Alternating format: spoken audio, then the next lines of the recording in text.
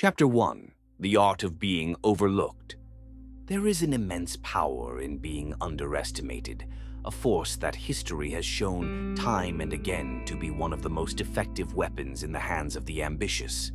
The world is full of people who are constantly seeking validation, trying to prove themselves as the strongest, the smartest, or the most dominant.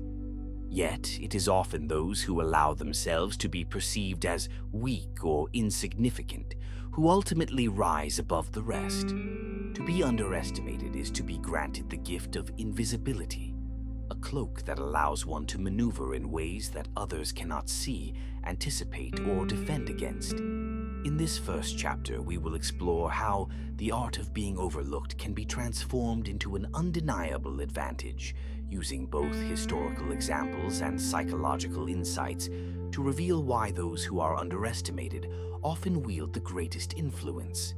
Consider the story of Napoleon Bonaparte, one of the most brilliant military strategists in history.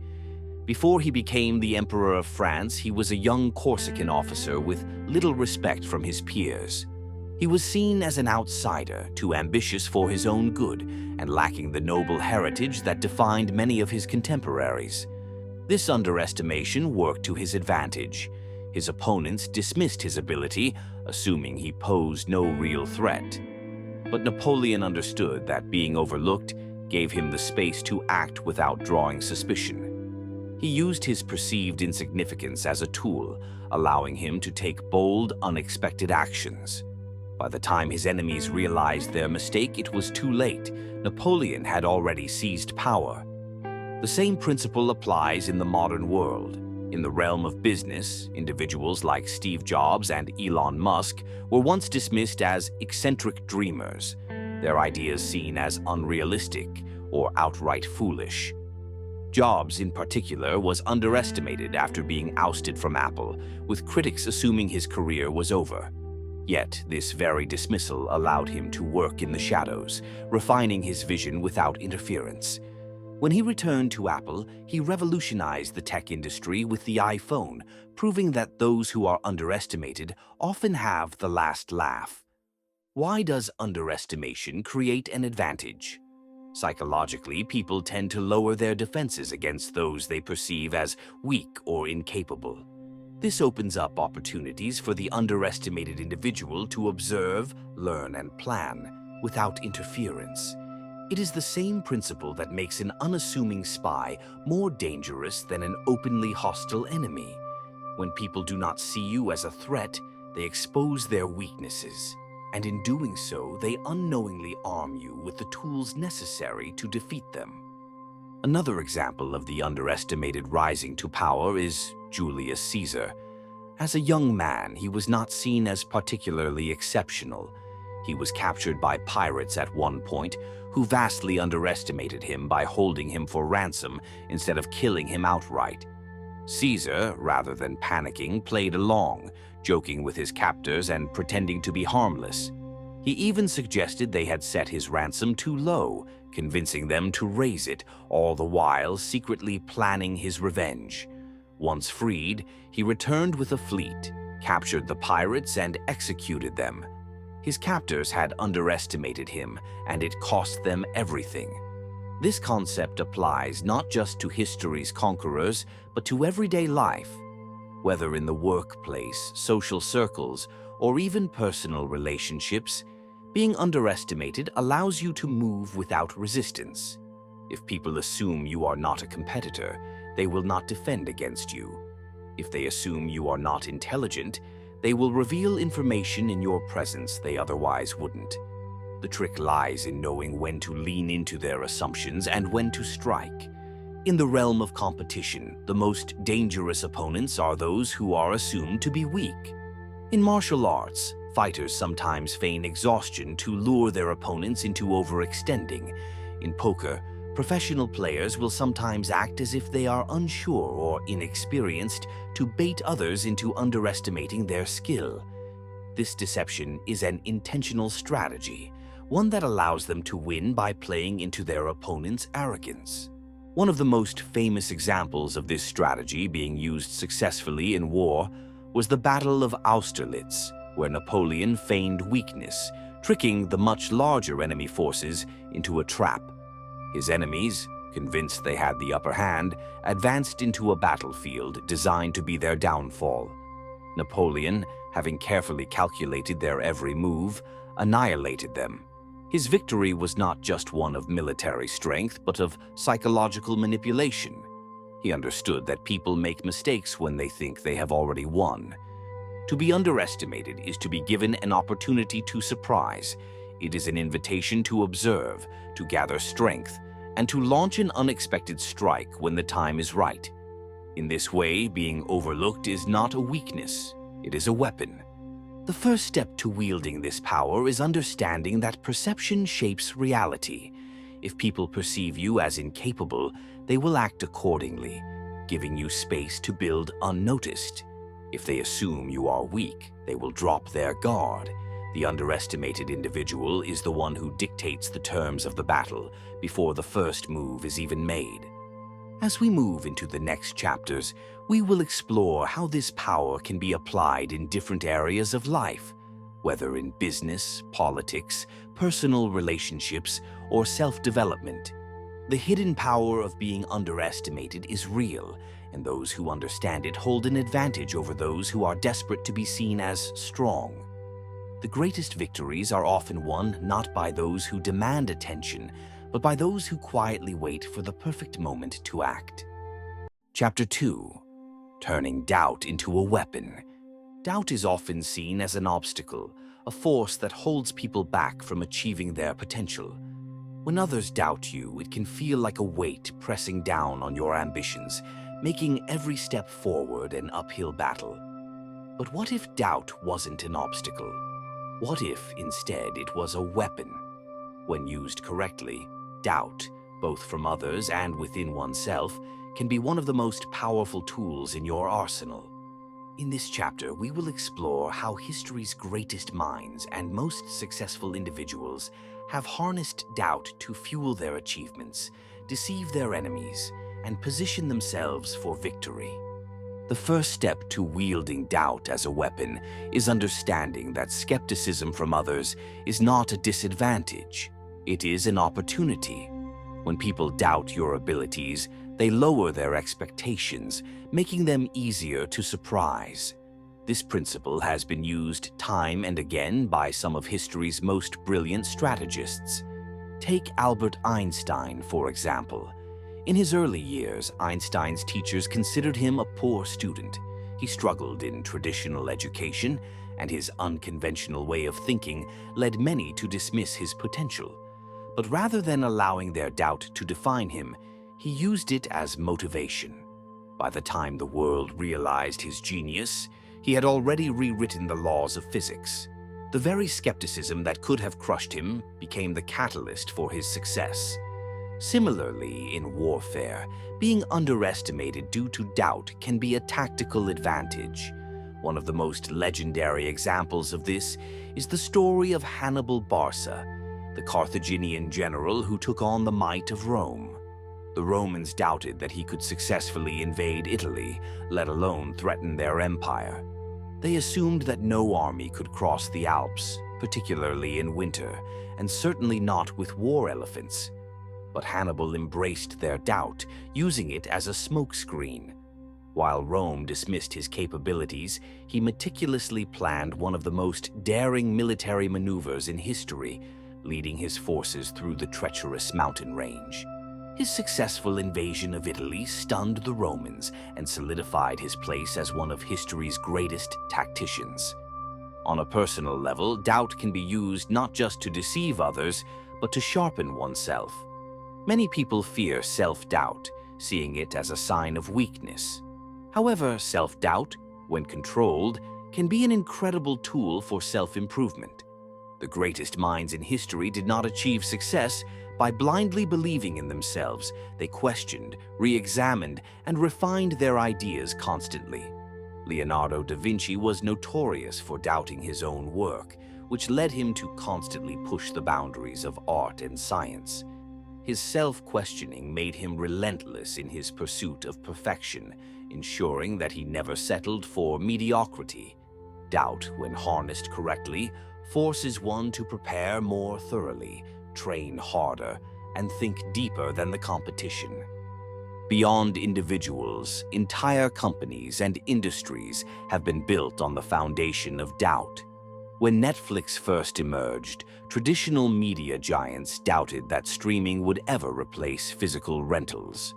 Blockbuster executives laughed at the idea that customers would prefer an online platform over their stores. That doubt allowed Netflix to grow largely unchallenged until it was too late for Blockbuster to catch up.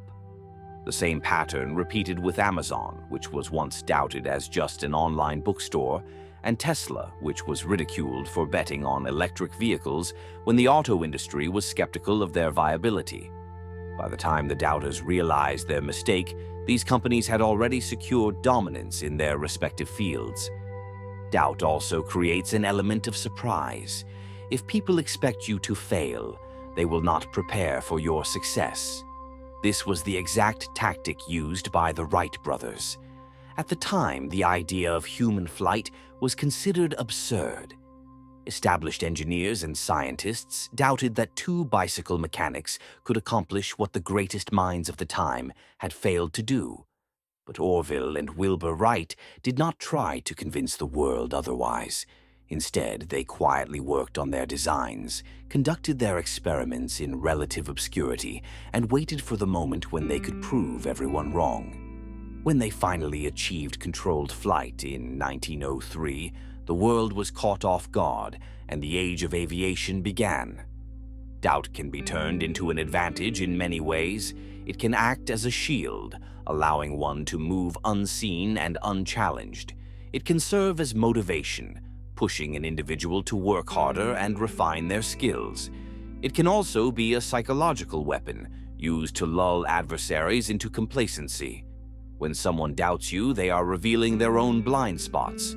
They are showing you where they are not prepared, where they are weak, and where they are vulnerable. Instead of resisting their skepticism, embrace it. Use it as a tactical advantage. The ability to weaponize doubt is not about arrogance.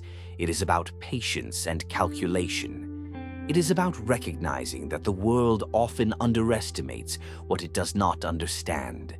Those who are dismissed as foolish, incapable, or insignificant are often the ones who possess the most room to maneuver.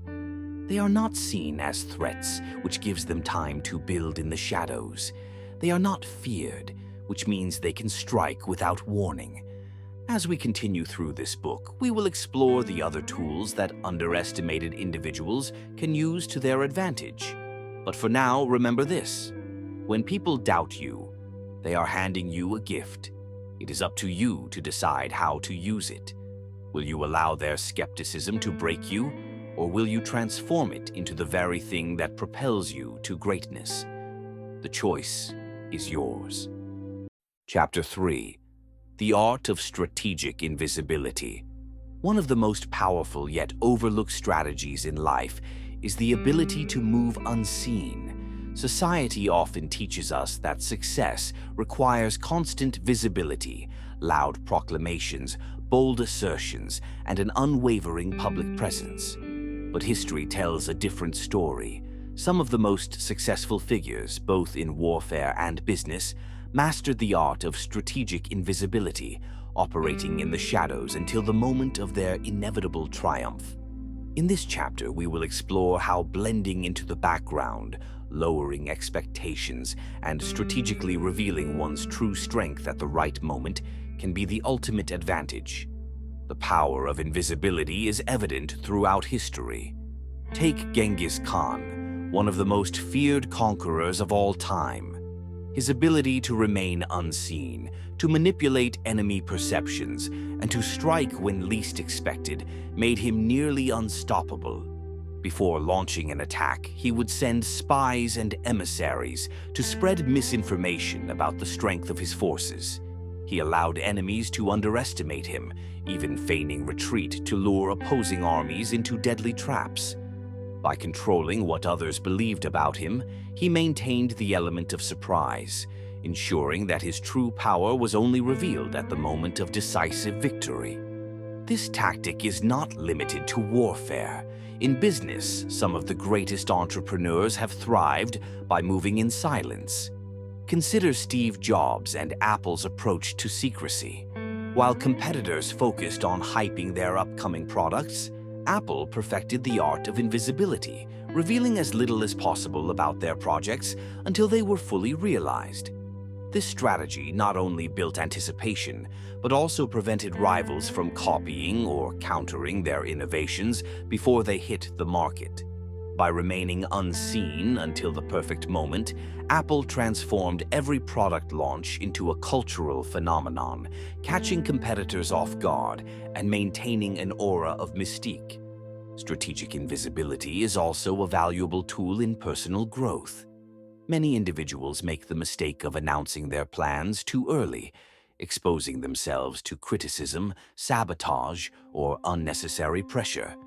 Instead, those who quietly work in the background, refining their skills and preparing for success, often find themselves in a stronger position when they finally reveal their abilities. The writer J.K. Rowling, for instance, spent years developing the world of Harry Potter in obscurity, facing rejection after rejection without seeking public validation. By the time her work became known, it was undeniable. It was fully formed, impossible to ignore, and ready to take the world by storm. One of the key principles of strategic invisibility is controlling perception. When people do not see you as a threat, they do not prepare for your success. This was the case with the Wright brothers, who, as discussed in the previous chapter, were dismissed as mere bicycle mechanics. While better-funded inventors boasted about their work on flight, Orville and Wilbur Wright stayed out of the spotlight, refining their designs in quiet determination. When they finally achieved the first controlled flight, the world was caught off guard, and their names were cemented in history. Another historical example is Miyamoto Musashi, the legendary Japanese swordsman. In duels, Musashi was infamous for arriving late, appearing disheveled, and acting indifferent to combat. His opponents often underestimated him, assuming he was undisciplined or cowardly. But this was all part of his strategy. The moment the duel began, he revealed his true skill, defeating foes who had already convinced themselves of his weakness. By allowing himself to be underestimated, he gained a psychological edge over his enemies before the fight even started. Invisibility is also an essential tool in negotiation and persuasion. Those who appear too eager or too aggressive often face resistance. On the other hand, those who remain quiet, observing, and listening often hold the most power in any interaction. In poker, for instance, the most dangerous player at the table is not the one making the most noise, but the one who reveals nothing, offering no insight into their hand, their emotions, or their strategy. Silence and patience make them unreadable, giving them control over the game. Modern applications of this concept are everywhere. The rise of cryptocurrency, for instance, followed a similar pattern. Bitcoin, for years, was seen as a niche experiment, ignored by financial institutions and governments alike. While critics dismissed it, early adopters quietly accumulated wealth, refining the technology and expanding its influence. By the time the world realized the true potential of decentralized finance, it was already too late for traditional institutions to dismiss it outright. The invisible had become unavoidable. Strategic invisibility is not about fear or avoidance. It is about control. It is about understanding when to reveal your strength and when to remain unseen. It is about patience, discipline, and the ability to maneuver without drawing unnecessary attention. Those who master this skill navigate life more effectively, avoiding unnecessary resistance while positioning themselves for decisive action at the right moment. To harness this power, one must cultivate self-restraint. It is tempting to broadcast ambitions, to seek immediate validation, to prove doubters wrong in real time. But true strength comes from resisting that impulse. Work quietly, build relentlessly, Observe carefully, and when the time is right, emerge, not as a contender, but as an undeniable force that cannot be ignored. As we move into the next chapter, we will explore another crucial advantage of being underestimated: the ability to manipulate expectations to your benefit. For now, remember this: sometimes the best way to win is not to be seen at all until the moment of victory is already secured. Chapter 4: The Hidden Leverage of Low Expectations. There is a certain kind of freedom that comes with being underestimated, a liberation few recognize, and even fewer know how to use. When others expect little from you, when they assume your capabilities are limited or your ambition non-existent, they create for you a wide and fertile space, a space free of scrutiny, a space where mistakes go unnoticed, a space where growth can happen in silence.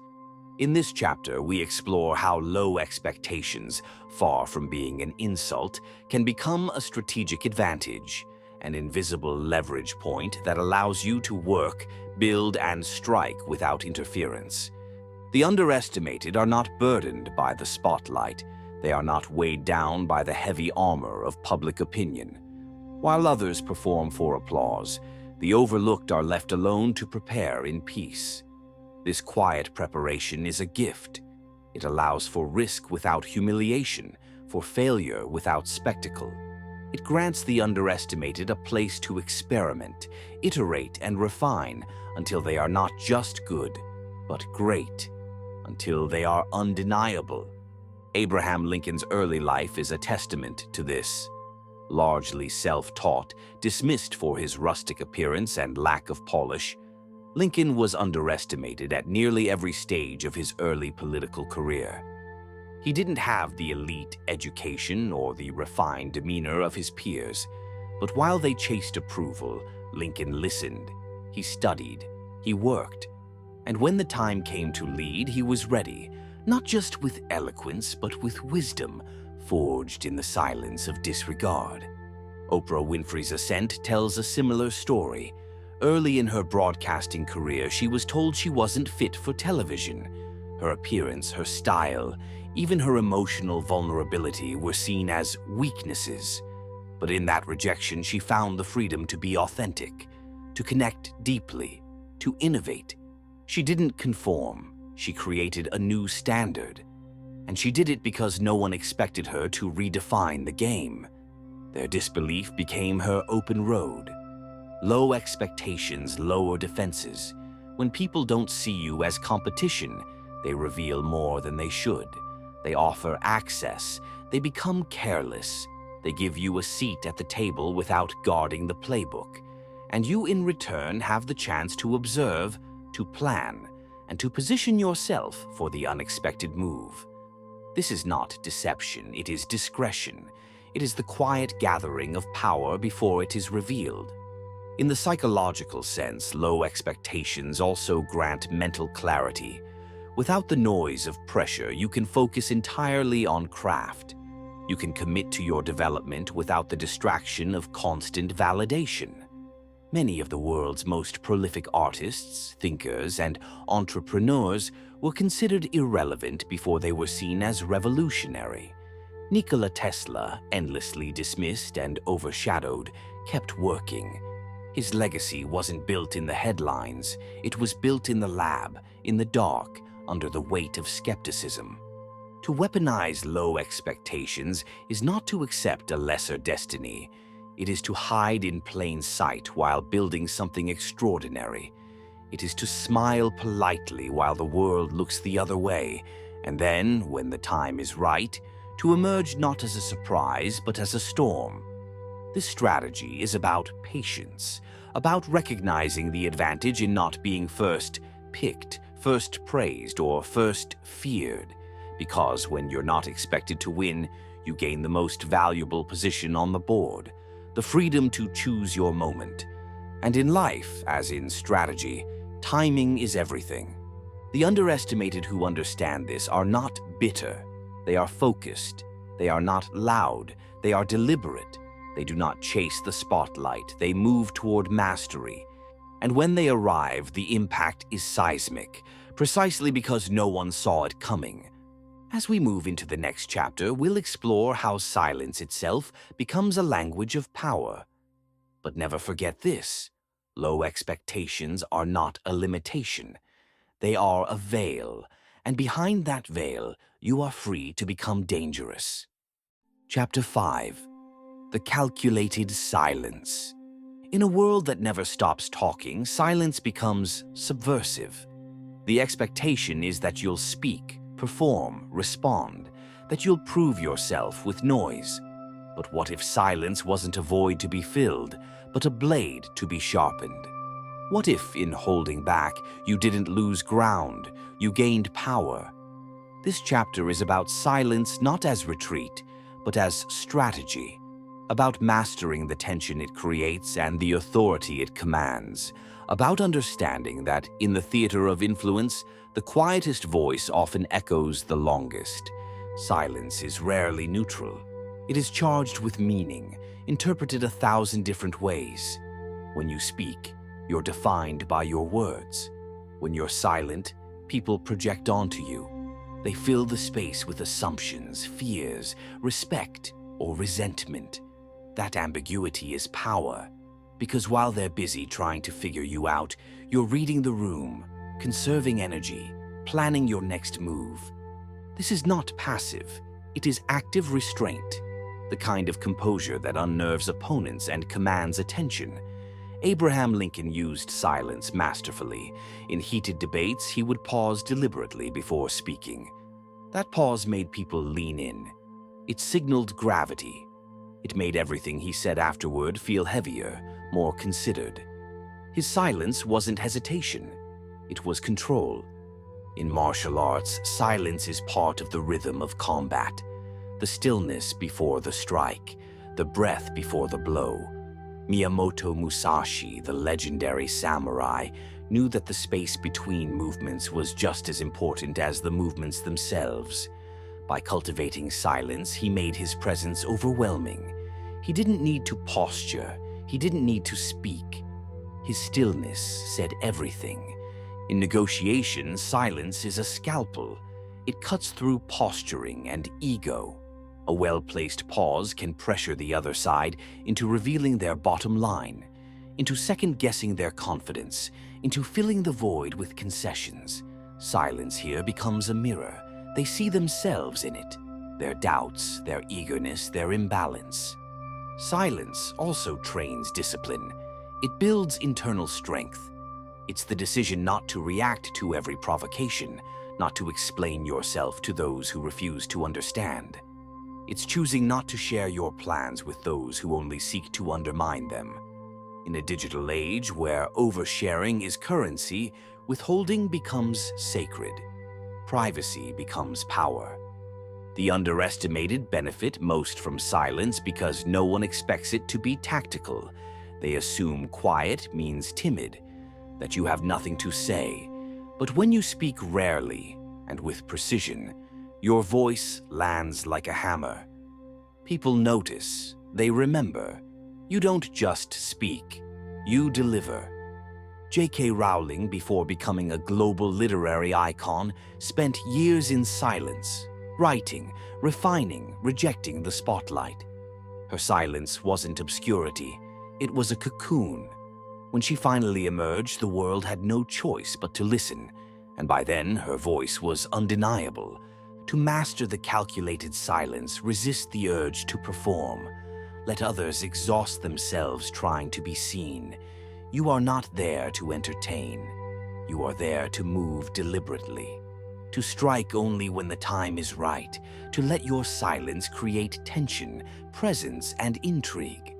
Ask yourself, are you speaking to be heard or to be understood? Are you reacting or responding? Are you filling space or are you commanding it? Silence isn't the absence of power, it's the refinement of it. As we move forward, we'll look at how to turn this unreadable presence into a strategic advantage. But for now, practice silence, not as withdrawal, but as assertion. Let the world lean in. Let them wonder. Let them wait. Because when the underestimated go quiet, something is about to change. Chapter 6: The Unreadable Edge. In any game of strategy, the most unpredictable player is the most dangerous. The more people think they understand you, the more they prepare for a version of you that may not even exist. That's where the power of unreadability comes in. To be unreadable is to be untouchable. It means you've stepped out of the easy categories, escaped the scripts others try to impose on you.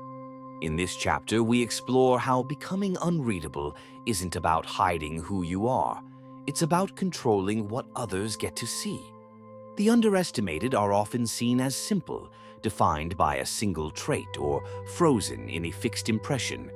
But when you disrupt those expectations, when you shift gears without warning, you force people to reassess their assumptions. That reassessment creates space for power, because confusion breeds hesitation, and hesitation is where you strike. Being unreadable starts with emotional discipline. Most people are easy to read because they leak their reactions through their voice, their face, their body language. Every emotion becomes public.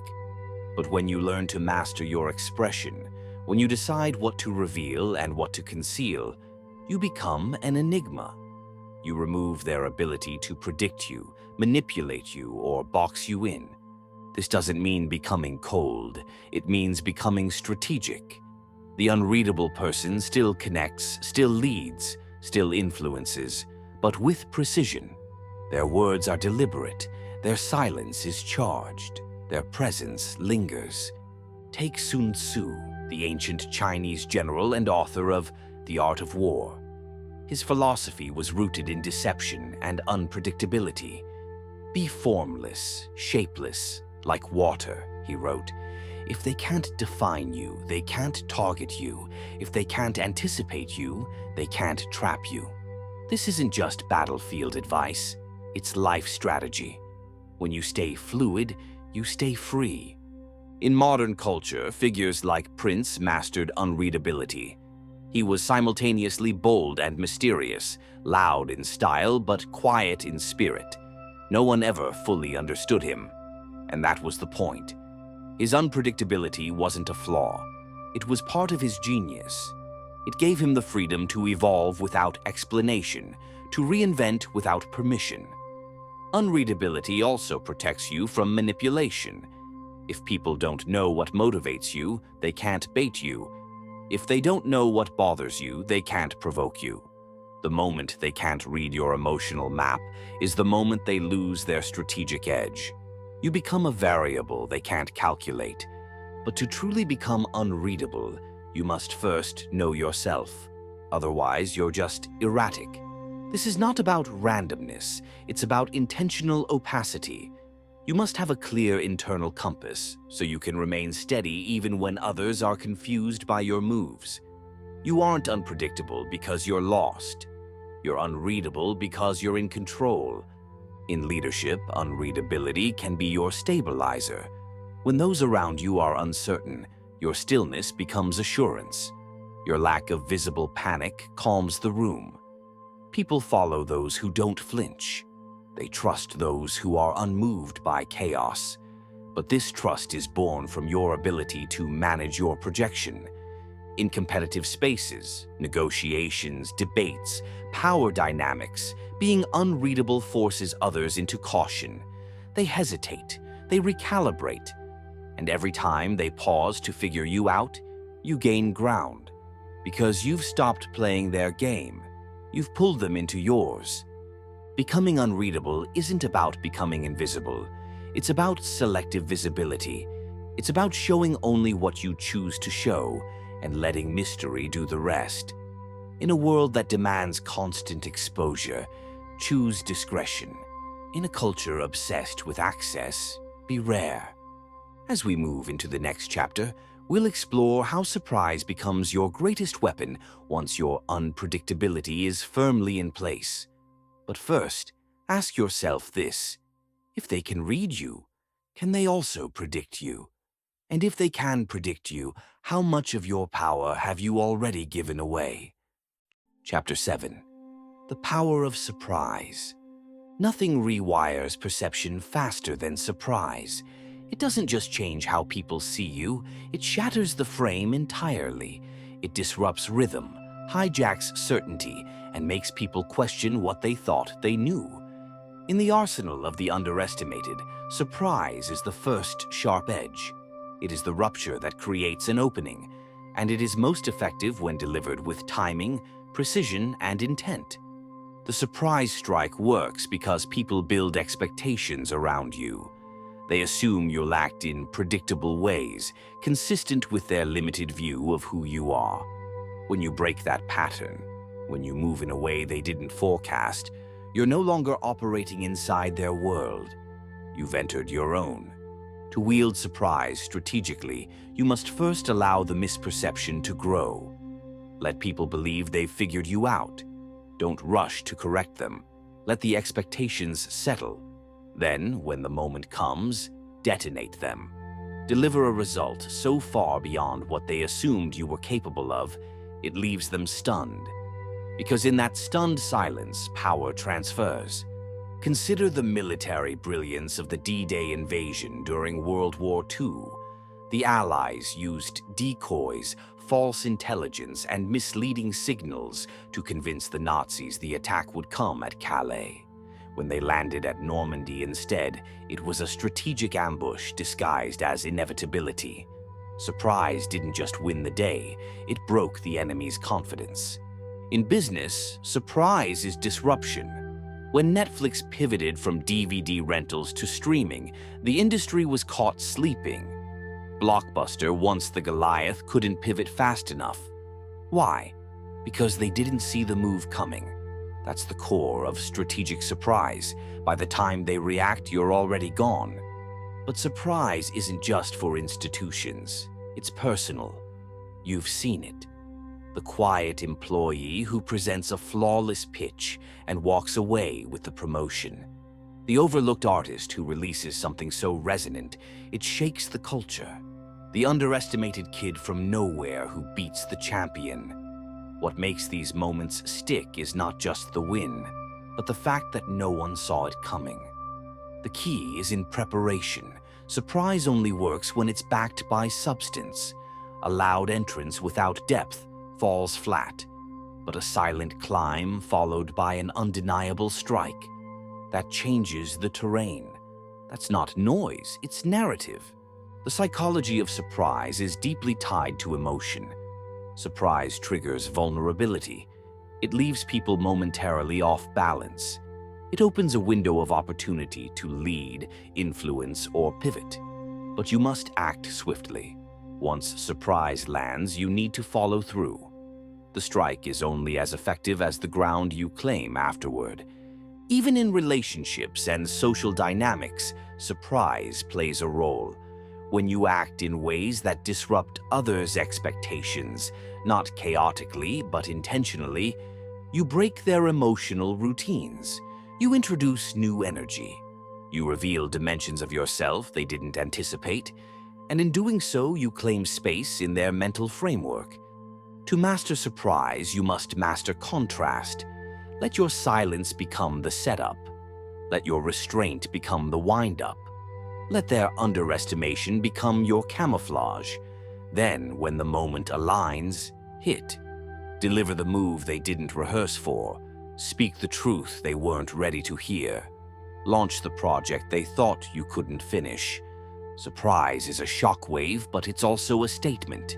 It says, "You never knew me, and now that you do, everything has changed."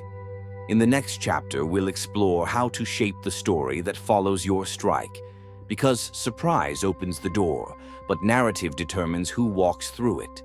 For now, hold your silence. Let them guess.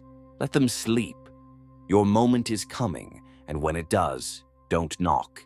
Break the door down. Chapter 8. Owning the Narrative. Surprise gets you in the room, but what keeps you there, what solidifies your impact, is the story that follows. Power doesn't belong to the one who acted first. It belongs to the one who defines what the action meant. In every arena, narrative is the frame through which power is understood, and the moment you break expectations, people will scramble to interpret you. That's your opportunity. You must speak before they do. You must own the narrative. When the underestimated finally rise, the world will reach for explanations. They'll call it luck, timing, accident. They'll minimize, they'll distort. Why? Because your rise challenges their order. It rewrites their mental model. So they'll try to fit your ascent into a story that makes them comfortable, that preserves the illusion that they were still in control. Do not let them write your story for you. This is where intentional narrative comes in. You don't just act, you contextualize. You give people the language, the emotion, and the frame through which they should view your breakthrough. Whether it's in the form of a speech, a brand, a message, or a moment, you shape the meaning. And when you shape the meaning, you shape the future. Think of Martin Luther King, Jr. His actions were powerful, but it was his ability to craft a message around them. I have a dream that cemented their place in history. The civil rights movement wasn't just a series of marches and protests. It became a moral awakening because the story behind the actions was clear, compelling, and repeated. That is narrative mastery. In the business world, Apple under Steve Jobs understood this better than anyone. The company didn't just sell technology, it sold a story of simplicity, rebellion, and creativity. Jobs made sure every product launch was a narrative event. Every innovation had context. You weren't buying a phone, you were joining a revolution. And people believed it, because he didn't just show them what he built, he told them why it mattered. For you, owning the narrative means being clear on who you are, what you've overcome, and what your rise represents. It means being unapologetic in how you tell your story, even if others try to rewrite it. It means repeating your truth until it becomes the dominant version. Not everyone will accept it, but those who do will amplify it. You shape narrative through language. You use metaphors, symbols, repetition. You create associations. You link your name with excellence, transformation, or resilience. You decide whether you're the strategist, the survivor, the innovator, or the quiet storm. Once you claim the identity, others will begin to echo it. But owning the narrative isn't just about public perception. It's also internal. It's the story you tell yourself. Because long before the world misjudged you, you may have misjudged yourself. Rising from being underestimated means rewriting your internal script. It means letting go of the voice that said you weren't enough and replacing it with a voice that says, I was always capable. I just hadn't shown it yet. Owning the narrative is also about control. When you define your story, you dictate the tempo. You steer conversations. You guide perception. You build momentum. People follow those who sound like they know where they're going. Narrative makes you a magnet, drawing attention, curiosity, and loyalty. After surprise, the story is what endures. Make sure it's one worth telling, one that empowers others, one that sets a new standard. Because the true legacy of the underestimated isn't just what they achieved, it's how they changed the way people think about what's possible. Next, we'll explore how to transform that story into sustained mastery, how to evolve from a powerful moment into an unshakable force. Because once you've earned attention, the next challenge is keeping it on your terms. Chapter 9. From Moment to Mastery. Success is not defined by a single victory. It is measured by sustainability. Once you've shifted perception and claimed your story, the question becomes, can you stay there? Can you hold the position you fought so hard to reach? That's the essence of mastery, not just the ability to rise, but the discipline to remain. The underestimated who endure don't just disrupt, they build. And what they build is what makes them unforgettable, Momentum is fast, flashy, intoxicating.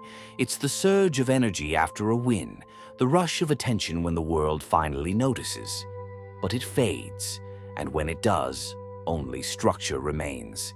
That's why mastery is built on systems. Systems that sharpen your mind, protect your time, and preserve your vision. The first principle of mastery is rhythm. Greatness doesn't come from spontaneous brilliance, it comes from deliberate repetition. The dancer trains the same move for years. The writer rewrites until every word lands. The strategist rehearses scenarios that may never happen. Mastery means showing up every day to do the work, whether or not anyone is watching. The second principle is refinement. After your moment, you will be tempted to repeat the formula that worked, but true masters know that formulas expire. They refine, they evolve. They don't settle into comfort. They stretch into the next version of themselves. Think of Beyoncé. Every album isn't just a release, it's a reinvention. She doesn't ride momentum, she redefines it. To go from moment to mastery, you must also be ruthless with your energy. Protect your focus like it's currency. Because it is. Say no to distractions, even the flattering ones. Every opportunity isn't aligned with your direction. Every invitation isn't worth your presence. Mastery requires boundaries. You must also build a system of recovery. Burnout is the graveyard of rising stars. The underestimated often overcompensate, working twice as hard for half the credit. But mastery isn't burnout, it's balance. It's knowing when to push and when to pause. It's having the maturity to rest before you collapse. There's also a psychological shift that must occur. You have to move from proving yourself to improving yourself. Early on, your fire came from external doubt, from wanting to silence the skeptics. But once you've done that, your motivation has to mature. You're no longer trying to prove them wrong, you're trying to prove yourself right. That's a deeper, more stable fuel. Think of Serena Williams.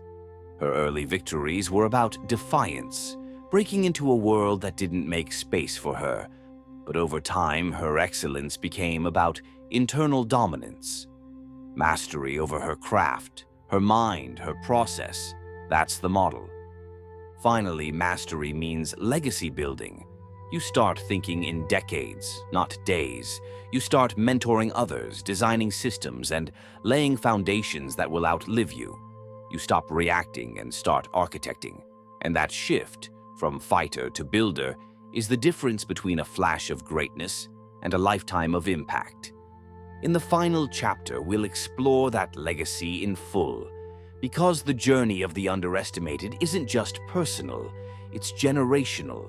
And once you've earned your place, your final act is to hold the door open for those still being overlooked.